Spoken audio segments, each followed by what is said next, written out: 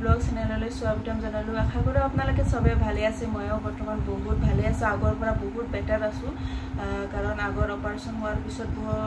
পৰা মানে বহুত এনাৰ্জি লছ লাগি আছিল, কিন্তু এতিয়া মানে বহুতখিনি ভাল লাগি আছে। যি হল আজি আপোনালোকৰ ওচৰত মই আহিছো নতুন বেলেগ ভিডিঅ' লৈ, মানে এনেকা ব্লগ নহয়। আজিৰ ভিডিঅ'টো হ'বলৈ গৈ আছো Q&A। কাৰণ আপোনালোকে মোৰ এটা ভিডিঅ' দিছিলোঁ মই। এই ভিডিঅ'টো আছিলে মানে অভিৰিয়ান সিস্ট। মোৰ যেতিয়া মানে বেমাৰ হৈছিলে তেতিয়া আপোনালোকক মই এই ভিডিঅ'টো মানে শ্বেয়াৰ কৰিছিলোঁ। তেতিয়া আপোনালোকৰ মানে পৰা বহুতখিনি মোৰ তাত কুৱেশ্যন আহিছে। এই কুৱেশ্যনৰ এতিয়া এনচাৰ দিবৰ কাৰণে মই আজি ইয়াত আহিছোঁ আপোনালোকৰ ওচৰত। যি হওক আপোনালোকে মোৰ এই ভিডিঅ'টো বহুত মৰম চেনেহ দিছে, এনেকৈ আপোনালোকে দি যাই থাকিব পিছলৈকে। আপোনালোকৰ মৰম আৰু আপোনালোকৰ মৰম চাপৰ্ট এইটো মোৰ কাৰণে বহুত বেছি প্ৰয়োজন হয়। যিয়ে হওক আজি মই বেছি দেৰি নকৰোঁ, এতিয়া মই ভিডিঅ'টো আৰম্ভ কৰোঁ। এতিয়া আপোনালোকে মোৰ লগত বলক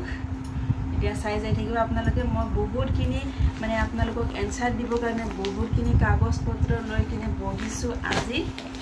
আগৰ ভিডিঅ'টো মই দেখাইছিলোঁ এইবিলাক, কিন্তু আজিও মানে এইবিলাক কুৱেশ্যন এনচাৰটো দিবৰ কাৰণে চব মনত নাথাকে। এইটো কাৰণে মই মানে চব লোৱা হৈছে। আৰু এইটো আছিলে মোৰ, এইটো কিহৰ আছিলে, ব্লাড ৰিপৰ্ট মেট্ৰিক্সত। তাৰপিছত আৰু ইয়াতো ফাইলত চব আছে। এইটো মোক ডক্টৰে কৈছে, মানে যিমানখিনি মোৰ ফাৰ্ষ্ট ষ্টাৰ্টিঙৰ পৰা যিমানখিনি ডকুমেণ্টছ লোৱা হৈছে মানে পাইছে, ডক্টৰে দিছে এইবিলাক মানে চব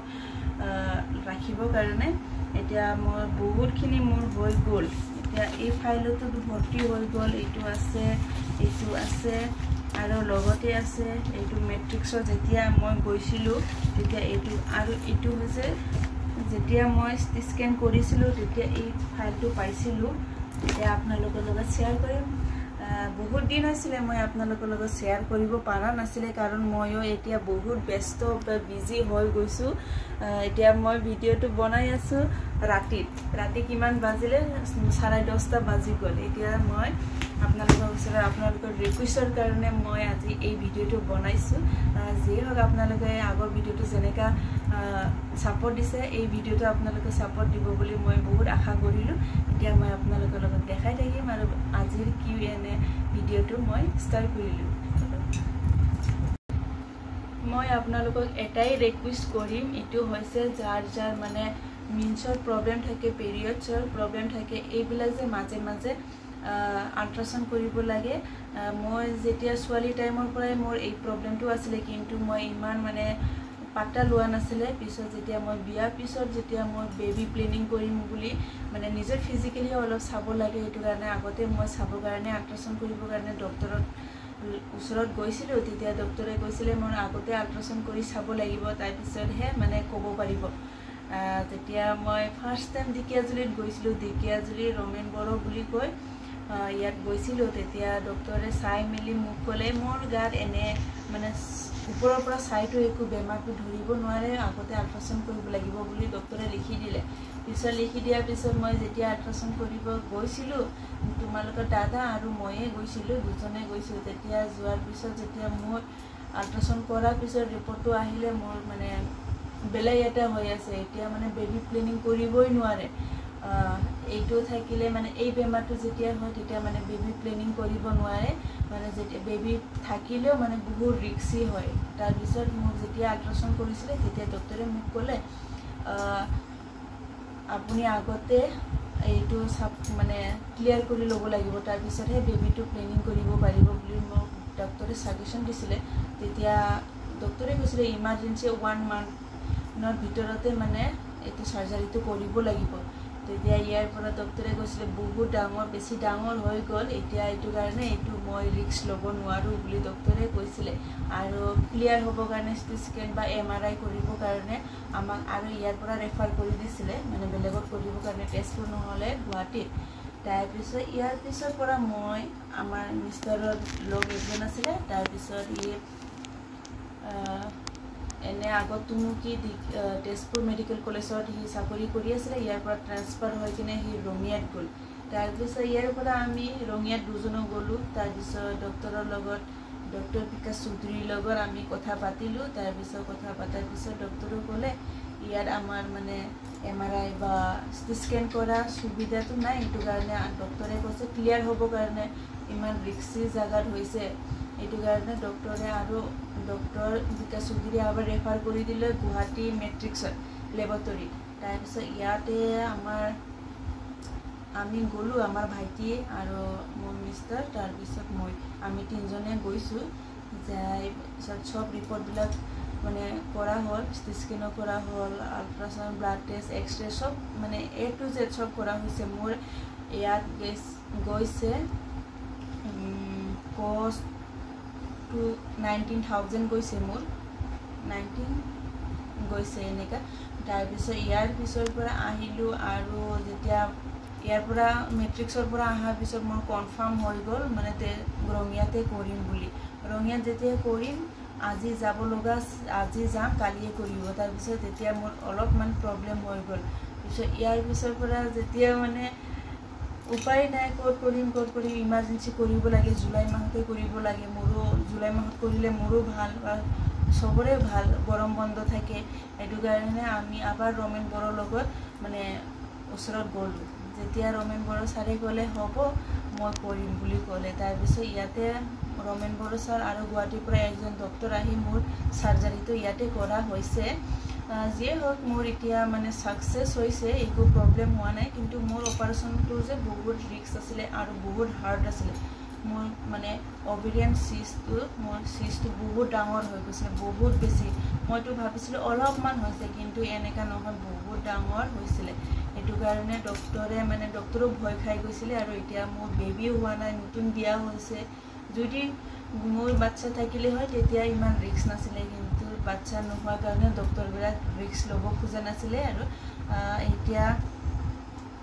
মোৰ অপাৰেশন কৰা টাইমত যে 1 ঘণ্টাই লাগিছে পুৰা 1 ঘণ্টা লাগিছে যি হোক ডক্টৰে বহুত কষ্ট পাইছে বুলি কৈছে যি হোক কামটো সাকসেস হৈ গ'ল এটো কাৰণে থ্যাংক ইউ গড ভগৱানৰ যিমান যি হলেও ভগৱানৰ আশীৰ্বাদ থাকিলে সব কামে মানে ইজি হৈ যায় যি হোক এতিয়া আপোনালোকৰ কোৱেশ্চনটো মই এতিয়া এনসাৰটো দিব কাৰণে ৰেডি হৈ গ'ল বহুত মোৰ ভণ্টিবিলাকে বা বাইদেউসকলে মোক বহুতখিনি কুৱেশ্যন কৰি আছিলে আজিকালি এই বেমাৰটো হৈছে কমন বেমাৰ এটো কাৰণে মই আপোনালোকক এটোই কয় মানে অলপ ৰিস্ক হৈ থাকিলে ভাল হয় ছোৱালী বা বুৱাৰীবিলাক বহুত হৈছে আমাৰ ফালেও মই হোৱা টাইমতে বহুত হৈছে এটো কাৰণে এতিয়া আৰু দিন এই বেমাৰবিলাক যে বাঢ়িয়ে যাই থাকিব এটো খোৱা খাদ্য এইবিলাকৰ পৰাই হৈ যায় মানে আৰু যাৰ নিশ্চয় প্ৰব্লেম থাকে এইবিলাকৰ কাৰণে বহুত ভয় লাগে আৰু এতিয়াতো মই এনি টাইম ভয়ে লাগি থাকে যিয়ে হোক এতিয়া এনসাৰটো মই কুৱেশ্যনটো পঢ়ি লওঁ আগতে কি দিয়া আছিলে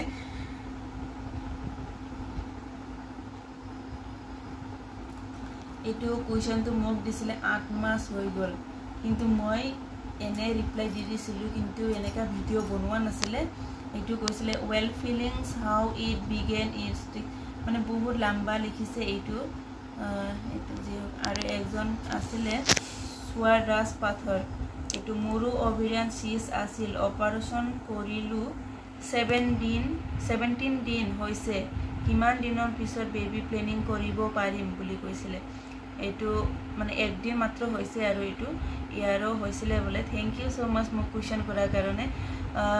এনেকা বেবি প্লেনিং মোক কৈছিলে ডক্টৰেটো মোক কৈছে 1 বছৰ পিছত মানে বেবি প্লেনিংটো কৰিব কাৰণে কিন্তু মোৰ হাজবেণ্ডে কৈছে মোক 1.5 বছৰ বা 2 বছৰৰ ভিতৰত মানে বেবি প্লেনিংটো কৰিম বুলি যেতিয়া মোৰ অপাৰেশন হৈছিল তেতিয়া মোক একটা ইনজেকশন দি দিছিলে ডক্টৰে এই ইনজেকশনটো হৈছে মানে মোৰ মানে একো পিৰিয়ডছ নহয় 3 মান্থস পিৰিয়ডছ নহয় তাৰ পিছত আৰু এইটো হোৱা পিছত আৰু ডক্টৰে কৈছিলে 1 মাহ পিছতো আমি চেকআপত গ'ল চেকআপত যোৱাৰ পিছত আৰু ডক্টৰে কৈছিলে 3 মান্থ যেতিয়া হ'ব তেতিয়া আৰু আহিব লাগিব তেতিয়া আবাৰ মোৰ 3 মান্থ পিছত মানে আফটাৰ 3 মান্থস মোৰ এই ইনজেকশনটো লৈ থাকিব লাগিব যিমান দিন জিয়াই থাকিব এই ইনজেকশনটো লৈ থাকিব লাগিব বুলি মোক ডক্টৰে কৈছিলে কিন্তু ডক্টৰে আৰু একটা অবজেকশন দিছিলে এইটো হৈছে যেতিয়া এতিয়াতো মোৰ বেবী হোৱা নাই এইটো কাৰণে এই ইনজেকশ্যনটো কেইদিনমান বন্ধ কৰি ৰাখা হৈছে আৰু দুইটা ইনজেকশ্যনটো দিয়া হৈছে এতিয়া কিমান দিন পিছত মই ল'ব লাগিব এতিয়া ডক্টৰে ক'ব এতিয়া মোৰ ডক্টৰৰ লগত এতিয়াও কানেকশ্যন হৈ আছে এতিয়া ডক্টৰে কৈছে মোক 1 ইয়াৰ পিছত এতিয়াতো মোৰ 1 ইয়াৰ কমপ্লিট হৈ গ'ল মোৰ 9 জুলাই মাহত 2023 মোৰ অপাৰেশ্যনটো হৈছিলে এতিয়া 24ত মোৰ 1 ইয়াৰ কমপ্লিট হৈ গ'ল এতিয়া 1 ইয়াৰ কমপ্লিট হোৱাৰ পিছত ডক্টৰে কৈছিলে বেবী প্লেনিং কৰিব পাৰিব এতিয়া ইনজেকশ্যনটো বন্ধ হৈ আছে এতিয়াহে মোৰ মানে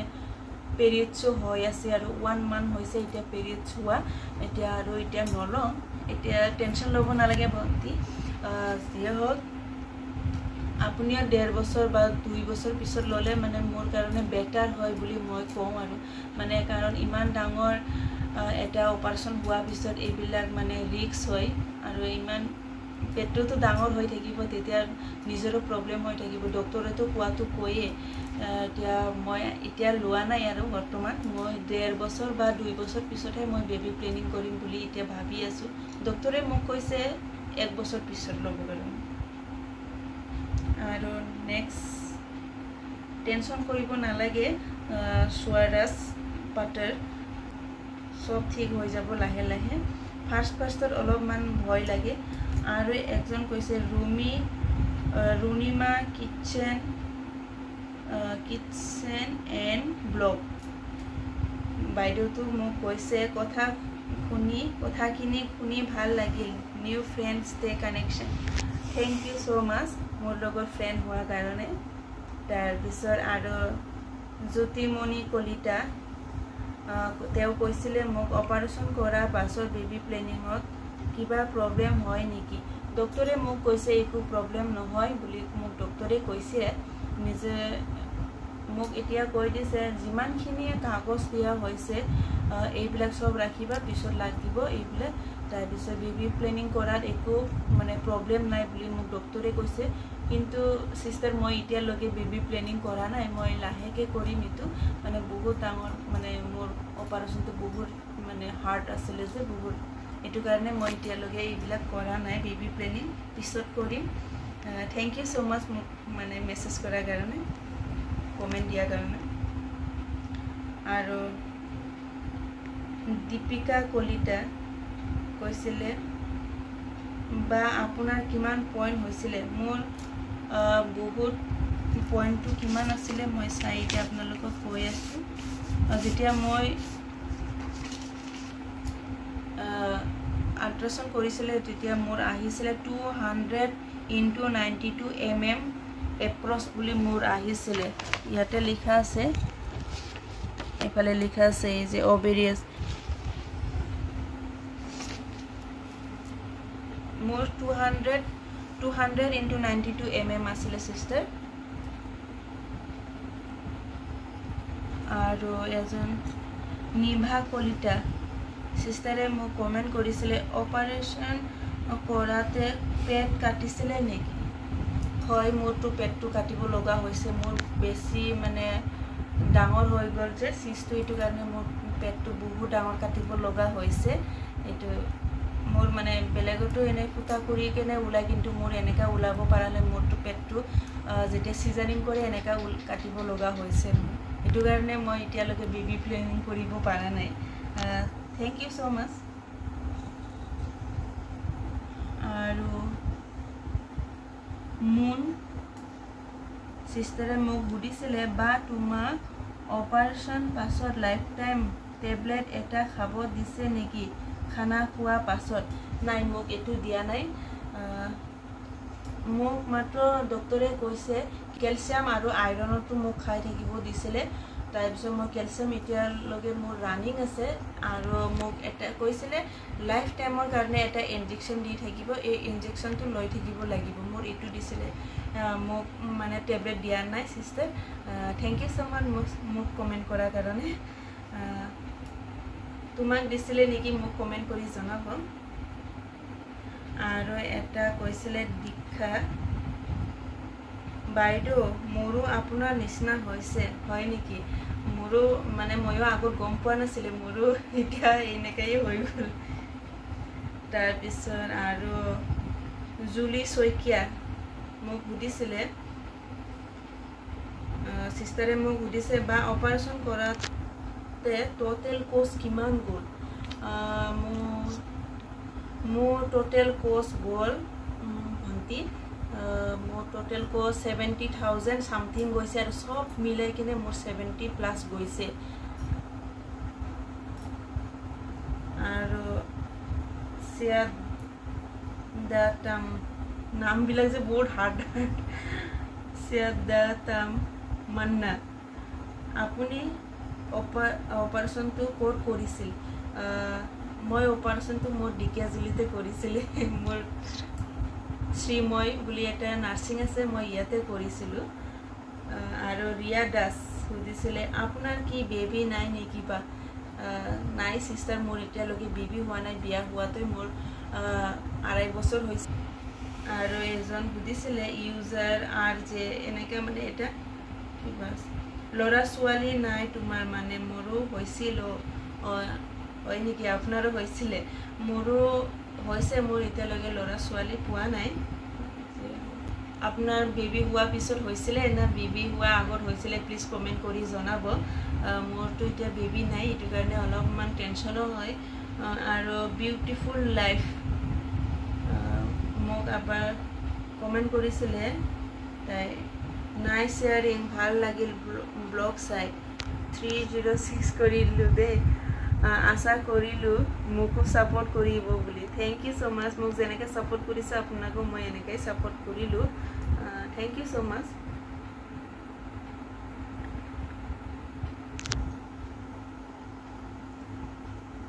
এইখিনিয়ে আছিলে আজিৰ কমেণ্টটো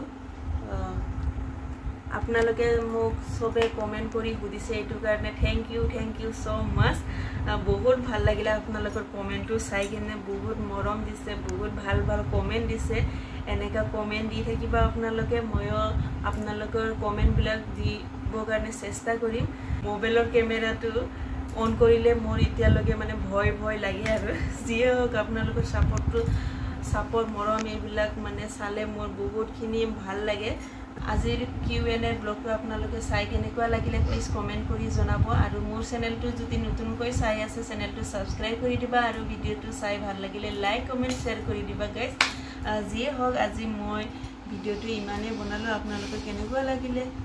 পিছত কমেণ্ট কৰি জনাব আজিৰ কাৰণে আৰু নতুন ভিডিঅ' আনিবৰ কাৰণে মই চেষ্টা কৰি থাকিম